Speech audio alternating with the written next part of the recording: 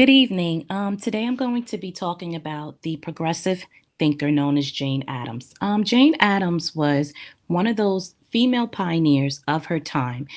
She was born and unfortunately passed during two great historical events that took place in America.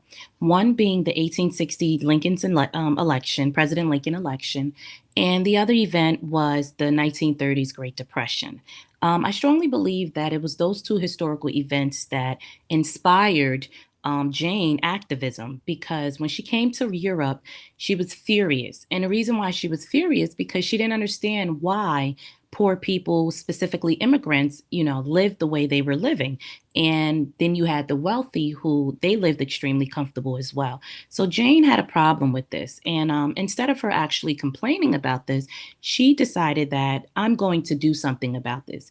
And she was able to be, charged with the responsibility of fighting and being on the front line. And she became a real um, social activist. And she implemented a lot of social reforms. Jane also started the safe haven known as the Hall House with a friend of hers.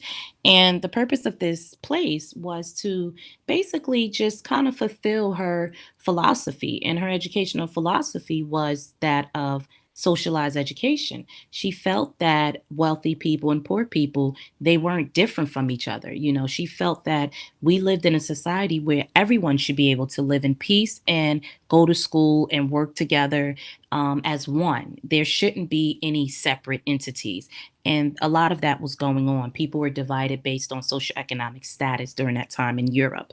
So Jane took it upon herself with a friend and she started the Hall House. And in this house, you had a plethora of different people from all walks of life. You had immigrants, you had poor people living there, you had wealthy people living there. And this was her way of showing society that, hey, it can be done. You guys say that, wealthy and poor people shouldn't live together. And I'm proving to you that they can live together and work together. Another issue that she saw in Europe was during this time, the industrialization. You had a lot of immigrants coming there and people were trying to find work.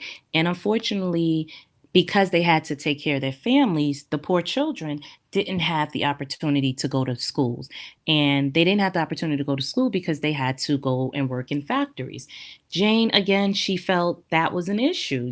They were children and they deserved to be educated, similar to their rich counterparts. Because on the other side of the spectrum, you had the wealthy, their children were able to go to private and parochial and those type of religious schools.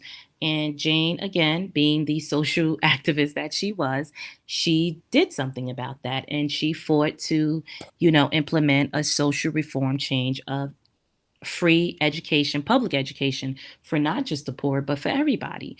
Um, some of her other great works stem from the issues she saw between how the women in that society were being treated. Back then, women were not perceived as equals to their male counterparts. Women were looked at as basically objects just to the house. You were known as a housewife or mother. You didn't really have a voice in politics or any social policies that took place. And Jane felt, again, she felt that was wrong. And she felt that women had a right to be educated too. So she, again, fought to develop another social reform, and which was to fight for women to have the right to vote and for women to have the opportunity to go to school and be educated. Jane Addams' philosophy definitely.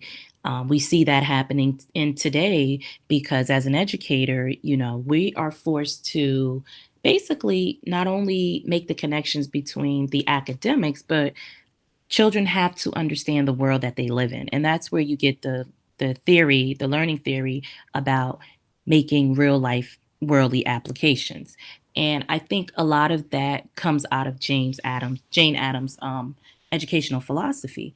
Because again, when people understand the world they live in, I think the better they're able to cope with any adversities or any change that's happening within a society. And it is her educational philosophy today that allows children to be in a classroom where they are able to be taught hands on. They're able to synthesize their learning. They're able to make the connection within the events, the issues that's happening in their community. And also her educational philosophy, socialized education, I think is basically allowing us teachers to make future activists, future change agents. And that's what's all accredited to Jane Addams. Thank you.